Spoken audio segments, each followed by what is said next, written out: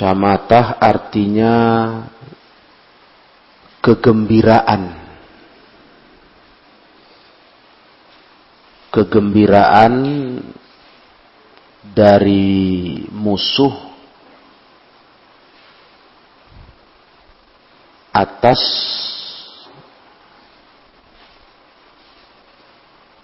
kesusahan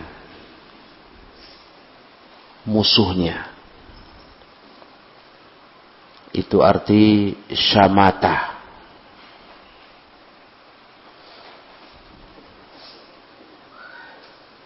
Kegembiraan dari musuh atas kesusahan atau baliyah. Baliyah itu petaka yang menimpa musuhnya.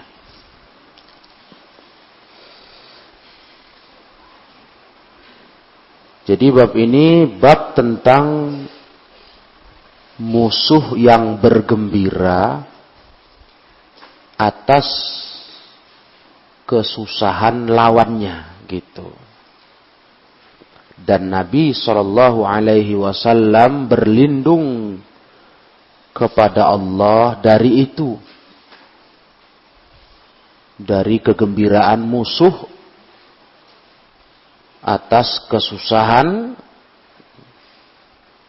petaka yang menimpa lawannya. An Abi Hurairah, dari Abu Hurairah radhiyallahu taala anhu,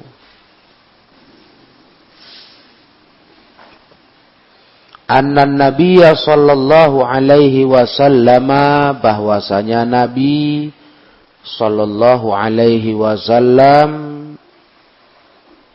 kana yata'awwadhu min su'il qada, adalah Nabi berlindung kepada Allah dari buruknya qada, takdir.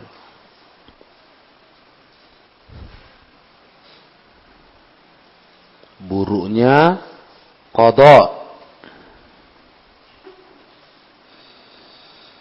Dan dari syamatatil a'da, dari gembiranya musuh atas kesusahan atau petaka yang menimpa lawannya.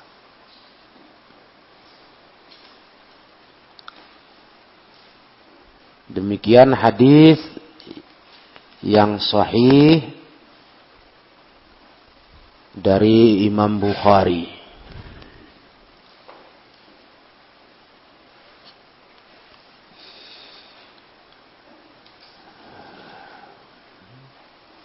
Di hadis ini ada 2 poin yang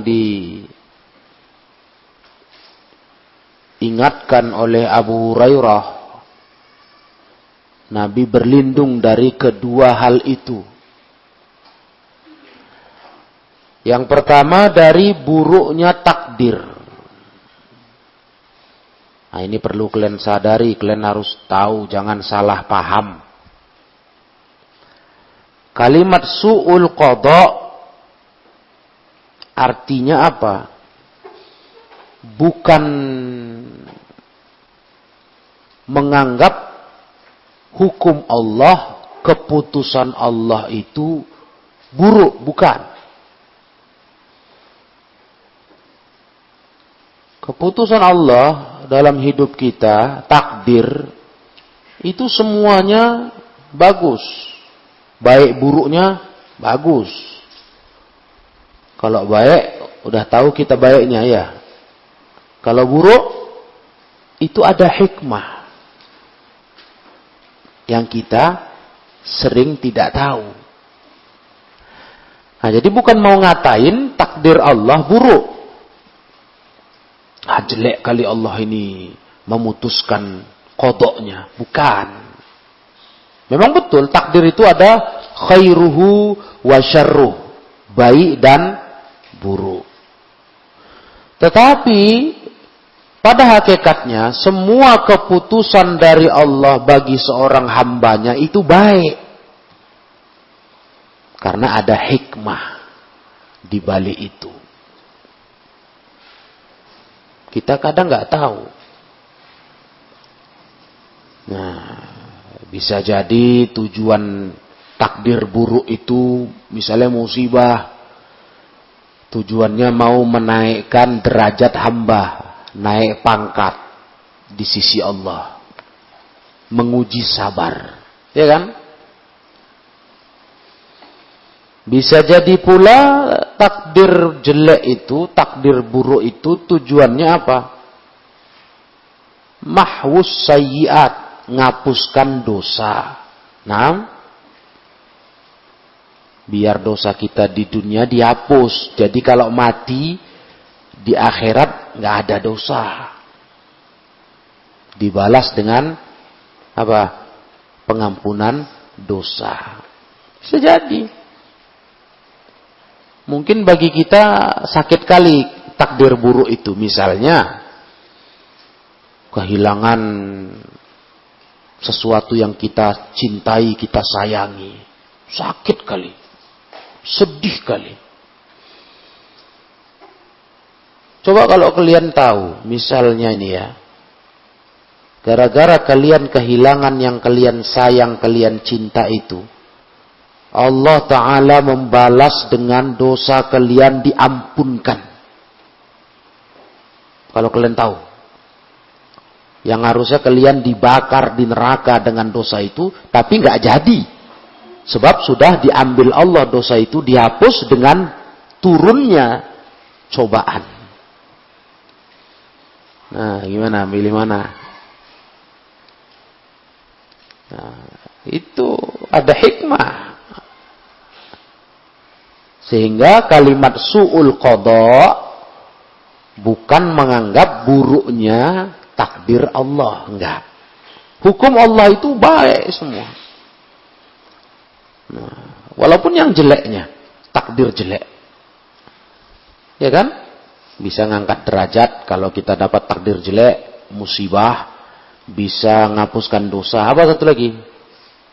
Bisa sebagai teguran.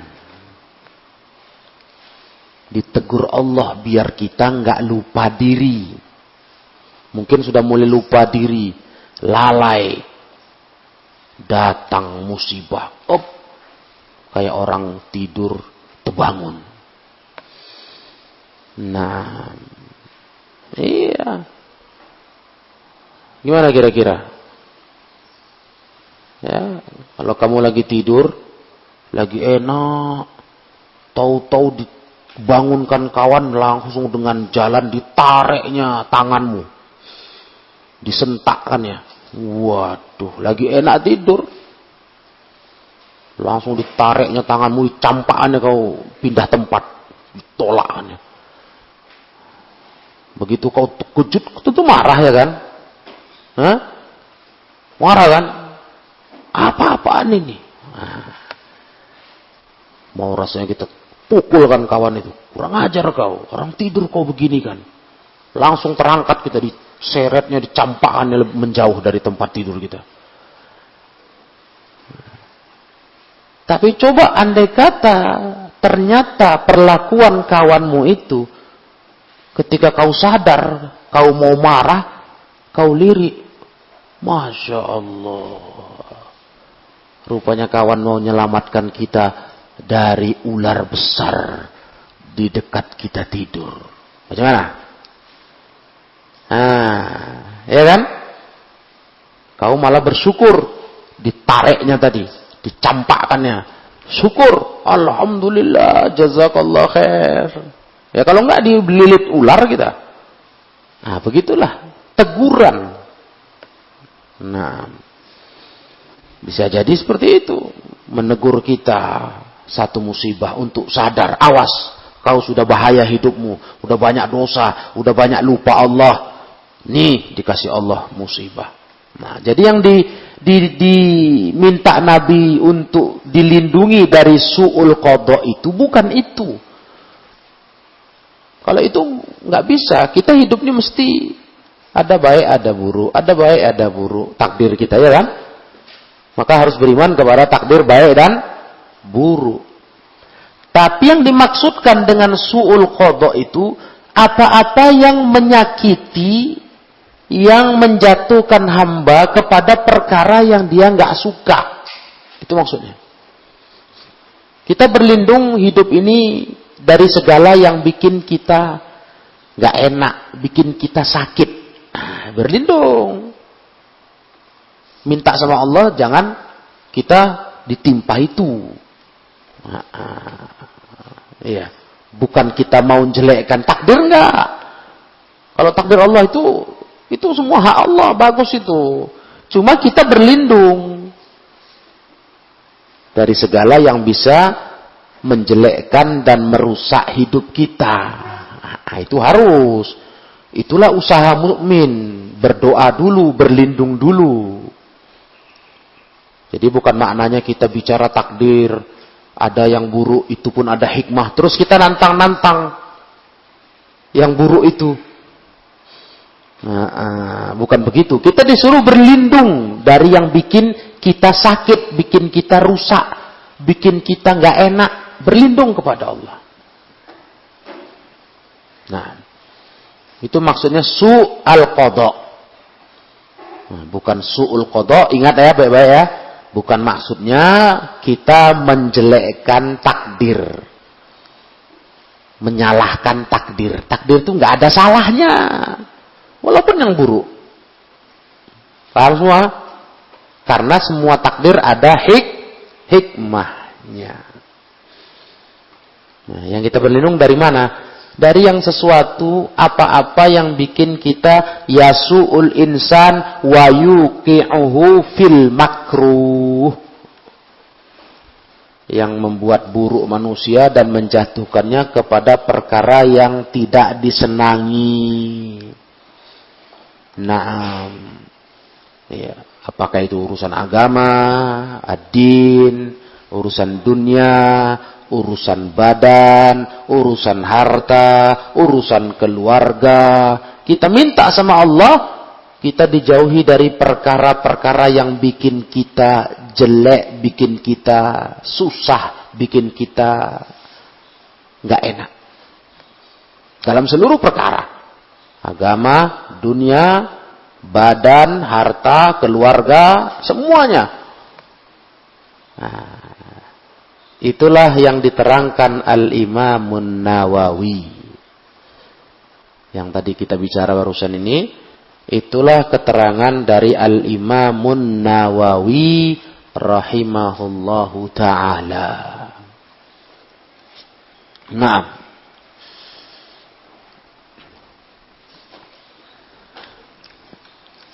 Ahlussunnah mengimani takdir. Tapi mereka diajari Nabi berlindung dari hal-hal yang menimpa mereka dari keburukan. Bukan kita mau mencela takdir kalau itu terjadi, enggak. Tapi kita berlindung dari segala yang merusakkan tubuh kita, agama kita, harta kita, badan kita, keluarga kita. Nah, udah paham ini yang poin pertama yang Nabi berlindung daripadanya? Nah, makanya kita pernah belajar ilmu takdir. Orang yang beriman takdir itu bagaimana? Dia berusaha dulu. Berusaha mencari yang baik, menghindar yang jelek. Berusaha dulu. Nah, perkara kejadiannya beda dengan harapan, nah itu baru takdir. Berusaha mencari yang baik. Rupanya nggak dapat. Ya sudah. Cari rezeki, jualan, biar laku, dapat duit. Rupanya nggak laku, ya sudah. Gitu. Tapi berusaha dulu. Berobat, sakit berobat. Rupanya nggak sembuh. Ya sudah. Yang penting berusaha dulu. Ngerti? Nah, ada bahaya, jaga diri. Hati-hati. Kan gitu. Nah, rupanya kena juga. Ya sudah. Itu takdir. Nah, begitu ahlus sunnah, orang beriman. Yang penting kita berusaha mendapatkan yang baik, menghindarkan yang buruk. Di jalan raya hati-hati. Jangan sembrono, itu tempat berbahaya. Nah, kamu udah hati-hati, baik-baik jalan di pinggir, diserempet kendaraan, ditabrak. Masya Allah, ya sudah. Iya. Berarti takdir kita begitu. Yang penting kita udah hati-hati. Jalan di pinggir, waspada, ya kan? Nyebrang hati-hati. Ya, rupanya kejadian kecelakaan. Ya sudah. Nah, begitu orang beriman masalah takdir. Ya. Yang penting kita berusaha dulu berlindung dari yang buruk-buruk, ya kan? Su'al qada. Nah, yang kedua ini yang sisi dalil bab ini. Wasyamatatil a'da, dan berlindung kepada Allah dari syamatatil a'da. Syamatah tadi sudah kalian catat, yaitu gembiranya musuh atas kesusahan atau petaka yang menimpa lawannya. Nah,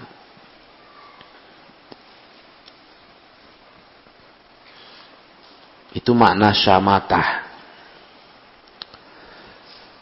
Iya, dan ini pun ya termasuk daripada sesuatu yang sudah Allah gariskan.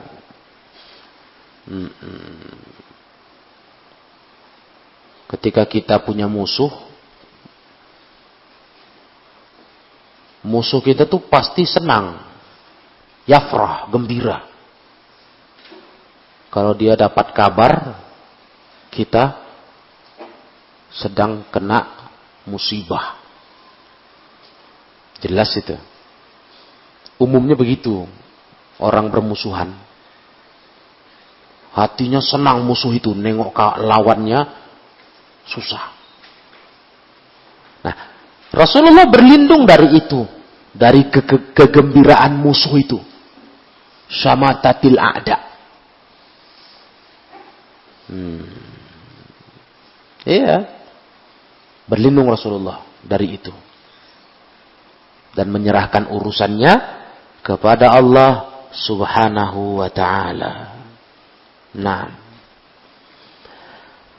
itu pelajaran 183.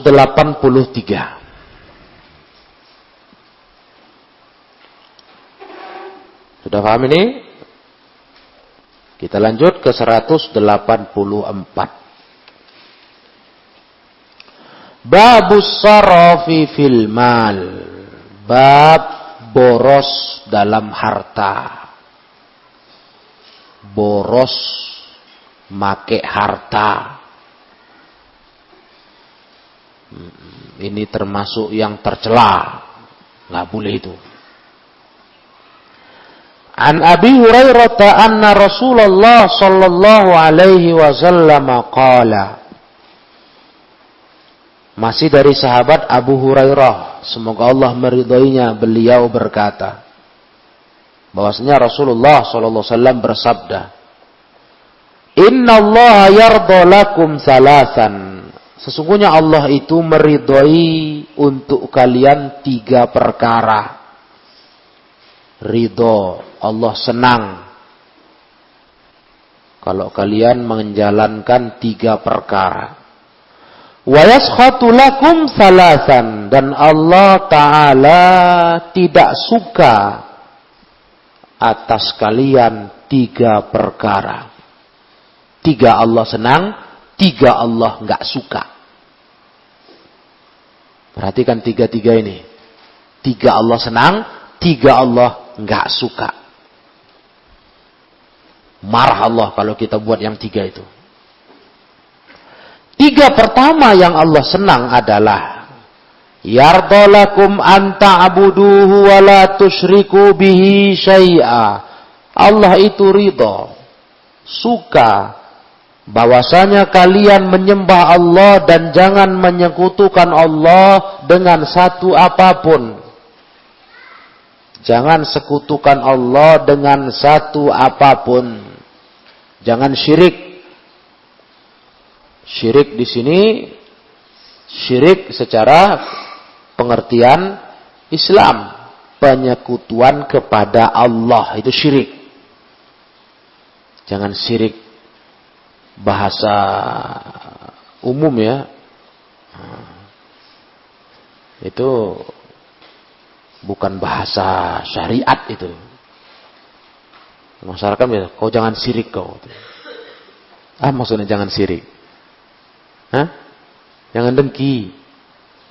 Itu merusak makna syirik, ya kan? Bahaya itu. Padahal syirik yang dimaksud yang benar adalah menyekutukan Allah. Dan itu dosa terbesar. Cuma di masyarakat begitu. Entah dari mana sumbernya itu. Salah itu ya, salah itu. Itu yang pertama. Allah senang kalau kalian beribadah kepada Allah, jangan menyekutukan dengan satu apapun. Yang kedua, wa anta atasimu bihablillahi jami'a. Yang kedua, kalian berpegang teguh dengan tali Allah semuanya. Wa'tasimu bihablillahi jami'an wa la tatafarraqu, kata Allah di Ali Imran ayat 103 ya. Berpeganglah kalian semua dengan tali Allah, jangan pecah belah. Hablullah, apa maksud tali Allah di sini? Tali Allah di sini maksudnya, kalau kata Imam Ibnu Abbas, maksudnya agama Allah, dinullah. Itu kata Ibnu Abbas dalam menafsirkan surah Ali Imran tadi. Berpegang teguhlah kalian dengan tali Allah, maksudnya agama Allah. Sedangkan kalau menurut sahabat Ibnu Mas'ud, hablullah itu, yang dimaksud tali Allah itu adalah al-jamaah. Berpegang teguhlah kalian dengan al-jamaah. Ma huwal jamaah atau ma hiyal jamaah? Apa itu al-jamaah? Apa? Segerombol orang, sekumpulan orang? Bukan. Ya kan? Secara bahasa betul, jamaah itu hitungannya dimulai dari 3 ke atas, ya kan? Nah, itu jamaah itu. Bukan itu. Tapi yang dimaksud jamaah itu ma wafaqal haqqo wa in kunta wahdak. Jamaah itu yang cocok dengan kebenaran. Nah, itu yang kalian pegang walaupun kau sendirian. Itu al-jamaah, mencocoki kebenaran. Paham? Walaupun kau sendirian, pegang teguh. Nah, itu tafsir hablullah. Ya, sama saja ujung-ujungnya antara Ibnu Abbas, Ibnu Mas'ud. Ibnu Abbas bilang apa tadi? Hablullah, agama Allah, dinullah. Naam. Ibnu Mas'ud apa? Al-haq. Jamaah itu al-haq. Sama. Itu yang kedua. Allah senang kali kalau kita hidup ini berpegang teguh dengan al-jamaah, dengan agama Allah. Kemudian yang ketiga, wa antunasihu man wallahu Allahu amrakum. Dan kalian saling menasihati kepada orang yang Allah serahkan kepadanya urusan kalian, yaitu pemerintah kalian, penguasa.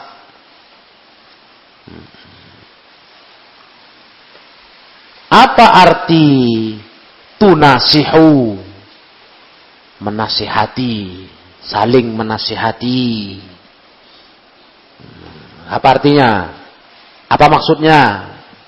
Diterangkan oleh ulama. Maksudnya adalah jangan menyelisihi penguasamu, pemerintahmu. Jangan menyelisihi mereka. Jangan mendoakan buruk untuk mereka. Itu maksudnya. Nah, Allah senang kali itu kalau kita jadi orang patuh kepada pemerintah, taat, ya kan? Jangan mencaci maki, jangan jelek-jelekkan. Iya. Jangan memburuk-burukkan pemerintah, jangan mendoakan jelek untuk mereka. Begitu. Nah, dan kita harusnya melakukan apa? Mendoakan kebaikan untuk mereka. Ad-du'a lahum la alaihim. Doakan yang baik. Itu bentuk nasihat ke pemerintah. Mereka kita doakan yang baik. Nah, kalau betul kalian ada nasihat serius, jangan ceritanya di mimbar-mimbar di masjid-masjid. Datang ke mereka. Nggak bisa datang. Oh, dia orang sibuk. Nggak ada waktu nemui kita. Buat aja surat. Kirim ke mereka. Antarkan ke kantornya. Nanti nggak dibacanya, ya terserah. Yang penting tugas kita udah selesai, ya kan? Nah, itu yang kata Rasul, afdalul jihad kalimatu haqqin inda sultanin jair. Jihad yang paling utama apa? Kalimat yang benar disampaikan langsung kepada pemimpin yang jelek, yang jahat. Langsung. Jangan di mimbar-mimbar kalian ngoceh-ngoceh, ngamuk-ngamuk, di khutbah-khutbah, di kajian-kajian ilmu, di majelis-majelis, di koran-koran, di tulisan-tulisan bebas. Jangan. Kalau betul kau ada nasihat untuk pemimpinmu, penguasamu, kamu harus datangi dia. Kalau tidak, surati. Nah, itu namanya munasohah kepada pemerintahmu, penguasamu. Paham? Nah, ini Allah suka ini kalau kita kayak gitu. Nah, menasihati mereka berarti tadi apa tadi? Tidak menyelisihi, tidak mendoakan buruk, tapi doakan yang baik. Tolong mereka kalau mereka benar. Kalau benar, tolong. Bantu. Dukung kalau benar. Nah, kalau mereka salah, menyalahi syariat, jangan tolong, jangan bantu, jangan taat. Sudah segitu aja, jangan taat kalau mereka menyalahi agama. Nah, tapi tetap tidak boleh memberontak, ya kan? Nggak taat tapi tidak memberontak. Paham ini? Nah, jadi kalau kalian nanti di luaran dengar orang ngoceh-ngoceh, ini pemerintah ini jahat, begini, zolim, waduh ini. Nah, ini sikap orang yang begitu menjelek-jelekkan pemerintah di belakang pemerintah, itu bukan sikap yang Allah ridhoi. Allah nggak suka itu. Itu tingkah orang khawarij. Nah, kalau ahlu sunnah nggak begitu. Kalau pemerintah itu salah, ada menyalahi agama, ya jangan patuhi. Nggak boleh patuh. Dan nggak boleh berontak. Kalau dia muslim, ya kan? Kalau yang disuruhnya bagus, benar, tolong, muawanah, tolong, dukung, sukseskan. Nah, itu muslim yang betul, beragama, bermanhaj. Nah, jadi ini 3 perkara. Sekali lagi, yang pertama, ibadahi Allah semata, jangan sekutukan dengan apapun juga. Yang kedua, berpegang teguh dengan tali Allah, dengan agama Allah, dengan al-haq. Iya. Bersatu di atas kebenaran, jangan berpecah belah. Nah, yang ketiga, menasihati para penguasa pemimpin kalian. Maksudnya, jangan menyelisihi mereka. Kalau mereka benar, jangan doakan buruk ke atas mereka. Dukung mereka, bantu mereka kalau mereka benar. Nah, itu dia. Sudah? Barulah yang 3 lagi. Wa yakrah lakum Allah benci atas kalian yang pertama qila wa qala. Allah enggak suka itu. Qila wa qala. Apa itu qila wa qala? Qila wa qala kata ulama al-khawdu fi akhbarin nas. Al-khawdu fi akhbarin nas. Mendalam-dalam, sibuk ngurusi berita tentang orang lain. Nah itu. Sibuk mengurusi berita tentang orang lain.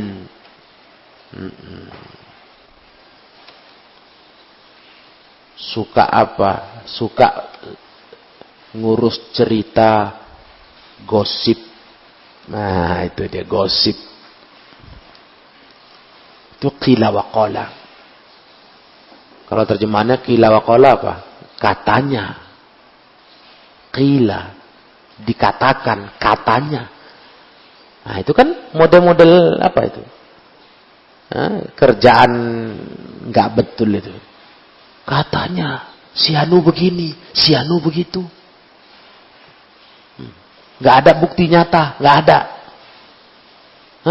Nggak ada berita pasti, cuma katanya, dengar-dengarnya, bisik-bisik tetangga. Nah, itu. Tahu kan? Istilah itu kan? Nah, itu mama-mama jagonya itu. Iya. Bisik-bisik tetangga. Gosip tuh, udah pergi ke warung mama-mama tuh. Belanja sedikit. Nah, belanja sedikit aja, 10.000, bawang seon, cabai 2.000 perak. Gosipnya 3 jam. Iya, belanjanya sedikit aja. Tapi gosipnya, waduh. Masya Allah. Panjang. Nah, itu yang kita tahu Allah nggak suka, ya kan? Qila wa qala. Katanya. Al-khawdu fi akhbarin nas. Sibuk mendalam cari kabar tentang manusia. Untuk apa? Hidup ini ngapain begitu? Urus diri kita, urus hidup kita. Urus amal kita. Ngapain mikirin orang lain? Ada apa dengan dia? Ada apa dengan dia? Kok ceritanya kabar burung? Aduh. Begitulah masyarakat. Nah itu Allah nggak suka itu. Ya kan? Kusip-kusip istilahnya. Bisi-bisi. Bisi-bisi. Supaya jangan orang tahu. Menyeritakan orang lain. Nah itu kelakuannya jangan dibuat terus ya. Dirubah aja. Walaupun yang populer itu suka perempuan begitu. Tinggalkan. Kami bukan perempuan kayak gitu. Kami dididik dengan ilmu. Itu kerja yang Allah benci. Walaupun perempuan itu udah memang terkenal itu. Suka gitu. Apalagi laki-laki. Malulah. Masa kayak mama-mama. Awak laki-laki. Kayak perempuan. Nah, gak gitu ya kan. Nggak suka cerita isu-isu tuh nggak, malas itu. Laki-laki itu malas gitu. Apa cerita apa itu? Nggak ada bobotnya. Nah, ya itu yang pertama. Yang kedua, wakathratus su'al. Sebelumnya, kenapa itu dilarang? Yang pertama tadi, karena itu menjadi penyebab rusaknya hubungan di antara manusia. Muncul ifsad, pengrusakan hubungan di antara manusia. Yalah, ngeri loh itu dampaknya. Kadang-kadang dari bisik-bisik, gosip-gosip tuh orang yang harusnya nggak salah jadi salah. Orang harusnya nggak berbuat dituduh berbuat. Ngeri tuh. Ya. Jadi timbul kerusakan di tengah manusia. Jadi nggak pantas ya, nggak pantas seorang muslim, seorang mukmin menggunakan lisannya, mulutnya untuk perkara-perkara yang tidak disenangi oleh Allah Subhanahu wa ta'ala. Naam. Kemudian kedua, Allah benci atas kalian wa kathratas su'ali, banyak tanya. Banyak tanya.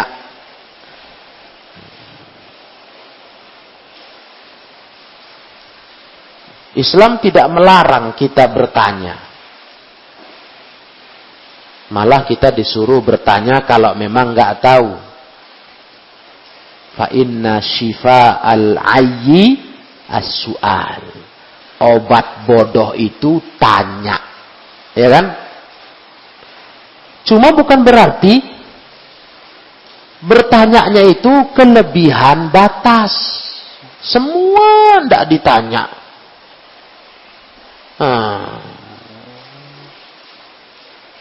Tanya itu yang betul-betul penting lah, yang memang betul-betul kita butuh keterangan. Bukan semua ndak ditanya. Latah. Ya. Apapun ditanya. Nah, itu nggak boleh itu, kasratus su'al. Apalagi bertanya, kata ulama, yang memberatkan dirimu. Memberatkan dirimu. Itu nggak suka Islam. Ya.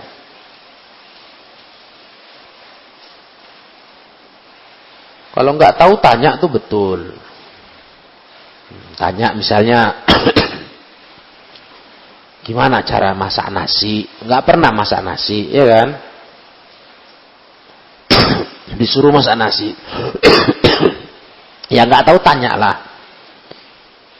Masak nasi itu gimana? Ukuran airnya? Nah, itu betul ditanya. Jangan masak nasi 1 muk, airnya 1 ember.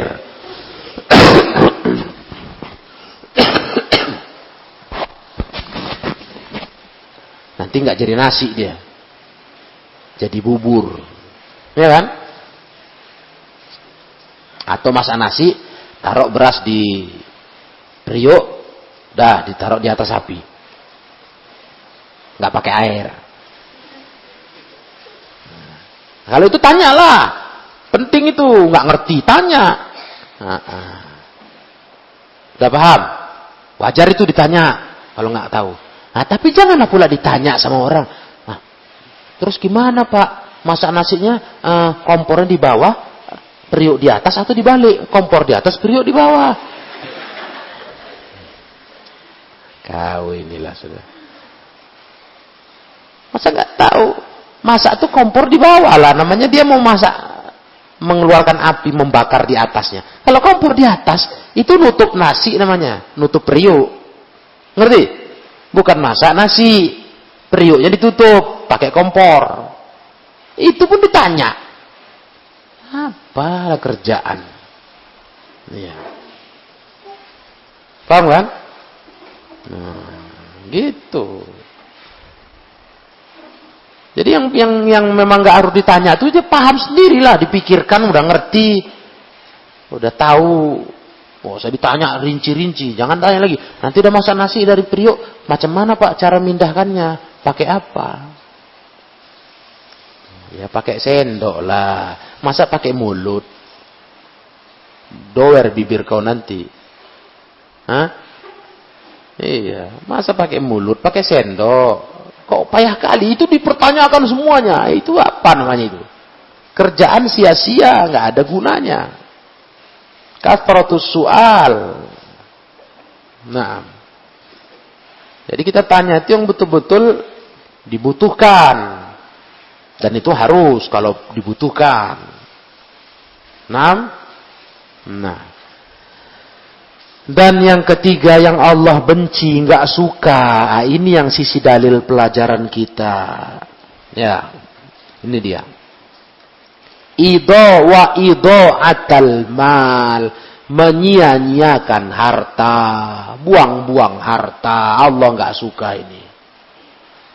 Buang-buang harta. Nggak boleh itu ya. Mubazir. Allah benci. Idha'atul mal diterangkan ulama. Yaitu membelanjakan harta kepada hal-hal yang tidak berguna. Yang tidak berguna.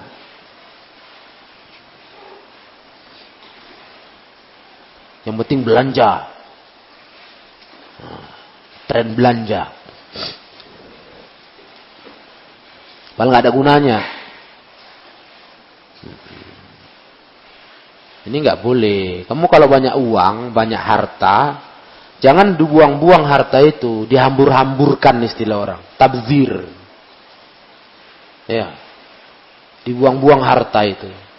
Apakah uang atau barang? Nah, idha'atul mal, menyia-nyiakan harta, dan inilah pelajaran kita. Astaraf fil mal.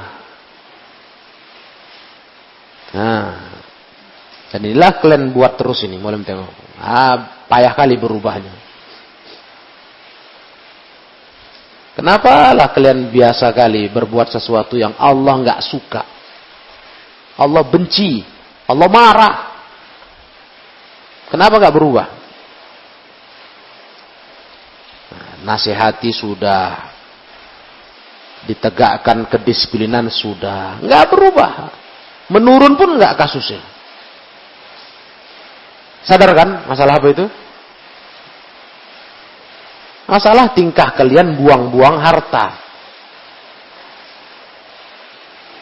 Idha'atul mal. Kenapa nggak berubah? Nggak akhwat, nggak ikhwan, sama aja.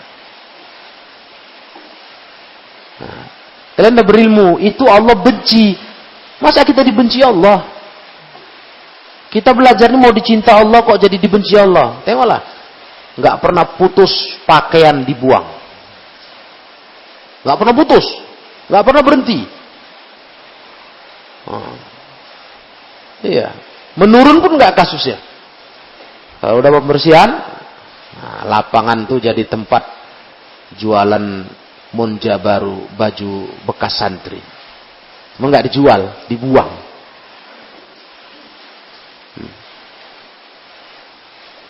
Dari mana datangnya barang-barang itu kalau nggak punya kalian? Tapi nggak satu pun ngaku, nggak satu pun merasa iba, sayang dia. Mikirkan dapatnya, mendapatkan itu orang tuanya. Keluar tenaga, waktu, ngumpulkannya sikit-sikit, ya. Kalian bayangkan itu. Bukan dia beli pakaian kalian tuh tinggal ngambil kayak uangnya kayak daun mangga. Nggak dicari tumbuh sendiri ya, putik-putik bayar, putik bayar. Nggak bisa. Dia kumpul sikit-sikit. Baju kalian tuh berapa misalnya? 25.000. Itu mendapatkan 25.000 tuh mau jualan berapa macam dagangan dia. Kalian tengok itu yang jualan bakso Pak Kumis tuh ya. Untuk dapat untung 25.000, kalian pikir bisa dapat satu bungkus bakso untungnya 25.000? Bisa? Berhenti mondok lah kalian jual bakso semua. Kan enggak kan? Satu bungkus tuh mungkin untungnya 500 perak, 200. Itulah dikumpulkan orang tua bisa beli baju. Enggak berhenti-berhenti, malam tengok. Baju tuh tercampur, terbuang. Enggak baju, enggak celana, enggak handuk. Sudah. Ini bukan pelanggaran kedisiplinan pesantren. Ini pelanggaran agama. Idha'atul mal. Kalian buang-buang harta. Allah benci sama orang kayak gitu. Berubahlah. Masa mau jadi orang dibenci Allah? Kalau nggak sanggup ngurusnya, mungkin nggak sanggup. Ya jangan banyak-banyak dibawa. Yang nggak sanggup tuh pulangkan. Kalau orang tuamu sering kemari, pulangkan. Kalau jauh, nah pas kau pulang, liburan bawa, besok balik jangan bawa lagi, kebanyakan, nggak terurusku. Gitu. Sayanglah kita. Ya? Bukan hanya itu lagi, dibenci Allah itu menyia-nyiakan harta. Paham ini semua? Janganlah kalian jadi orang yang dibenci Allah. Ya. Uruslah pakaian masing-masing, urus barang-barang masing-masing. Enggak terbuang-buang saja. Itu orang tuamu pikirkanlah membelinya itu. Sayang kenapa? Kasihan kenapa orang tua itu? Nah kalau nggak banyak kali punya pakaian kalian nggak terurus, kalau dibawa pulang pun malas bawanya, kasih kawan. Urus ya, kau urus ya. Jangan nanti mubazir, kita dimarah Allah nanti gara-gara ini. Hah? Dengar semua? Ya. Gitu cara didik diri. Jadi nggak asal-asal, nggak asal terjatuh jemuran malas megang. Dah, terbuang. Nggak ada hati kalian. Secara moralitas sebagai anak ke orang tua aja kayaknya nggak ada. Nggak ada rasa kasihan orang tua nyarinya itu, belinya itu. Ya. Belum lagi secara agama. Lihat Allah marah. Idha'atul mal, nyia-nyiakan harta, membuang-buang harta, Allah marah, nggak suka, yakrah, benci. Gimana? Bisa dibilang ini? Adalah nurun kasusnya. Masa nggak turun? Dia pembersihan satu goni, tebar. Kalau baju udah nggak dipakai, koyak, maklum. Ya kan, udah nggak layak pakai, maklum. Memang harus dibuang, nggak bisa lagi pakai, dibetulin nggak bisa. Jangankan baju cantik, harus baru baju koyak pun kalau kalian masih bisa betulin. Kalian udah belajar kan? Nabi SAW aja menambal pakaiannya sendirian. Nabi, dijahit yang koyak tuh.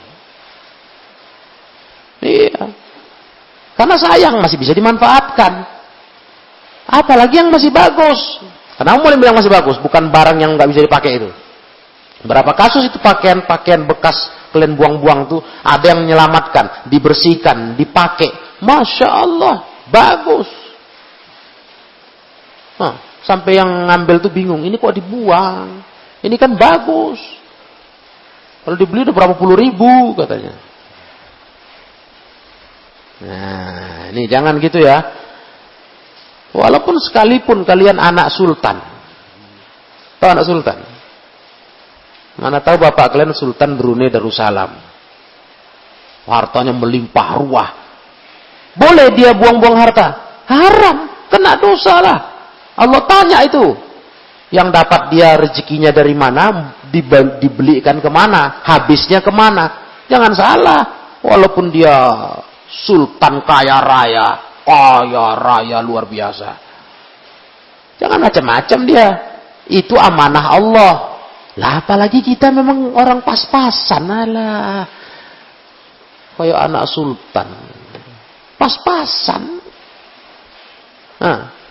Tapi tak tahu diri. Nggak iba dia membayangkan orang tua cari makan, beli ikan baju, beli ikan cangkir, beli ikan mangkok, beli ikan handuk. Iya kan? Gampang kali sebentar-sebentar beli lagi, minta lagi. Apa ini? Ada apa ini? Kayak nggak terdidik kita. Jadi mau nasihatkan sama kalian. Mestinya kalau ada razia tuh, periksa mana tahu tercecer barang kita. Oh iya ini punyaku. Selamatkan, bersihkan, cuci, simpan. Mana tahu tercecer. Ya. Jangan sok nggak kenal, tak tahu aku tuh. Ada apa ini? Idha'atul mal itu dibenci Allah ya talabatal ilm. Buang-buang harta itu dibenci Allah. Marah Allah sama kita. Janganlah begitu ya. Itu pelanggaran agama sudah. Tabdzir itu kalian. Coba buat perubahan lah. Masing-masing aja, nggak usah urus orang lain. Payah. Masing-masing diri sadar. Aku nggak usah gitu lagi lah. Udah mulai kasih tau caranya. Kalau kebanyakan barangmu di sini nggak sanggup ngurus, pulangkan. Mungkin banyak kali, jadi kececer. Masa bawa baju kemari 10 setel. Banyak kali, jadi nggak terurus lagi, nggak teringat lagi barang tuh. Pulangkan, bawa aja 2 setel. 2 bersih, 2 dipakai. Jadi kalau yang ini kotor, pakai yang itu. Itu kan ingat dia barangnya, 2 aja. Ya kan? Kotor 2-2 telanjang. Malas nyuci? Gitu. Pakai anduk aja lah kalian sudah. Ini banyak-banyak, bawa ini, bawa itu. Tapi dicampak-campakan, dibuang-buang harta. Baik. Nah, kemudian Ani bin Abbas fi qaulihi azza wa jalla wa ma anfaqtum min syai'in fahuwa yukhlifuh wa huwa khairur raziqin. Allah berfirman, apa yang kalian sedekahkan, kalian infakkan dari sesuatu itu Allah ganti nanti. Allah sebaik-baik pemberi rizki. Berinfak itu harus. Nanti Allah ganti. Kata Ibnu Abbas, fi ghairi israf. Tapi ingat, berinfak itu jangan boros. Israf, boros. Berinfak berlebihan. Nggak boleh. Tapi juga wala taktir, jangan pelit. Jangan boros, jangan pelit. Sedang-sedang. Nah, padahal berinfak itu mulia kan? Mulia kan? Berinfak mulia. Itu pun dilarang boros. Jangan buang-buang harta. Nah, bagaimana lagi yang kalian buat selama ini? Maka janganlah ya, berubahlah. Dorongannya bukan masalah apa? Masalah duitnya, harganya, bukan. Tapi masalah takut dimarah Allah. Takut jadi orang yang dibenci Allah. Itu aja. Jadi kita jaga barang betul-betul. Jaga barang betul-betul. Jangan sepelekan. Jangan remehkan harta. Intinya itu. Jangan remehkan harta. Harta itu amanah Allah. Iya, amanah Allah. Tabaraka wa ta'ala. Walaupun kalian cuman urusan pulpen. Berapa perak lah pulpen? 2000 perak ya. Tapi kalian punya pulpen itu kan kalian beli. Itu amanah Allah. Hartamu itu. Jaga. Jangan dicampak-campakkan.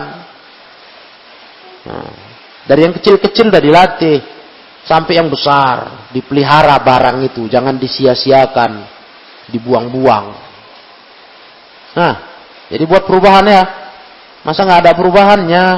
Sebentar aja kena sampai nasihat, berubah sebentar, nggak lama mulai lagi, mulai berkarung-karung barang-barangmu itu disingkirkan, dirazia, dibersihkan, aduh. Maya jusiyatullah, dilarang itu. Nanti Allah marah. Allah nggak suka sama kita.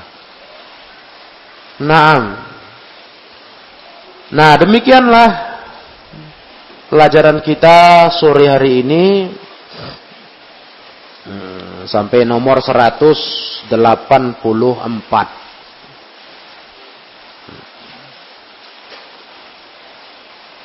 Baik. Ilahuna subhanakallahumma wa bihamdika asyhadu an la ilaha illa anta astaghfiruka wa atubu ilaik walhamdulillahi rabbil alamin.